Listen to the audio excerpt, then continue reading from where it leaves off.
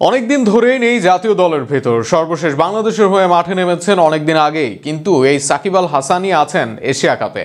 বাংলাদেশের হয়ে না খেললেও এই সাকিব আল হাসানই এশিয়া কাপে বাংলাদেশের মুখপাত্র। পুরো ঘটনা নিয়ে বিস্তারিত থাকছে প্রতিবেদনে। ঘটনার সূত্রপাত দক্ষিণ আফ্রিকার বিপক্ষে টেস্ট সিরিজকে ঘিরে। সেই সিরিজ দিয়েই হয়তোবা ইতি টানতে চেয়েছিলেন সাকিব আল হাসান, কিন্তু সাকিবের দেশে আসা নিয়ে তৈরি হয় ধোঁয়াশা। পরবর্তীতে সরকারের এক অংশ জানান সাকিবকে দেশে না আসার অনুরোধ করেন তারা। ফলে এই সিরিজে ডাকা হয় সাকিবের বিকল্প। এর আগে বিদেশি সিরিজে সাকিব খেললেও এরপর থেকে আর সাকিবকে দেখা যায়নি বাংলাদেশের হয়ে খেলতে। লাল সবুজের প্রতিনিধিরা এরপর একাধিক সিরিজ খেললেও সাকিব আল হাসান ছিলেন না কোথাওই। এমনকি সর্বশেষ খেলা 3টি টি-20 সিরিজে ছিলেন না সাকিব, যার ফলে আগামী এশিয়া কাপেও যে সাকিবকে ছাড়া মাঠে নামবে বাংলাদেশ দল এটা অনেকটাই নিশ্চিত।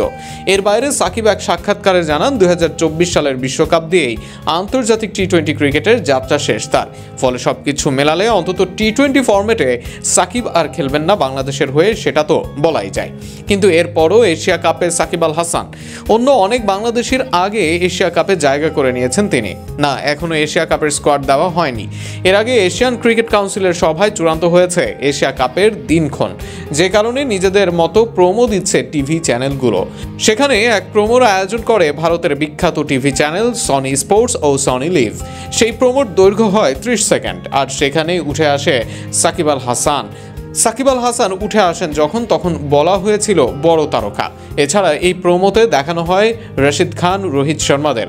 একই সঙ্গে বড় ম্যাচের উল্লেখ করা হয় এই প্রোমোতে। সেই বড় ম্যাচের আওতায় আনা হয় বাংলাদেশ পাকিস্তানকে। 8 দলের টুর্নামেন্ট হলেও এশিয়ার শীর্ষ 5 দেশকে ছোট আকারে তুলে ধরা হয় এই প্রোমোতে। আর সেখানেই যেন বাংলাদেশের প্রতিনিধি হয়ে যান মিস্টার 75। জাতীয় দলে না খেললেও গ্লোবাল স্টার হিসেবে এখনও প্রতিষ্ঠিত সাকিব আল হাসান। এখনও হয়তো বাংলাদেশ ক্রিকেট বললে অনেকের চোখের সামনে ভাসবে সাকিব আল হাসানের নাম। সনি স্পোর্টসও বাংলাদেশকে তুলে ধরতে ব্যবহার করেছে তাদের ইতিহাসের সেরা ক্রিকেটারকে, আর যে কারণে প্রোমোতে আনা হয়েছে তার ছবি। দেশের ক্রিকেটে যে অবদান সাকিব রেখেছেন, আগামী দিনেও তাই এইভাবে না থেকেও থেকে যাবেন এই বিশ্বসেরা অলরাউন্ডার।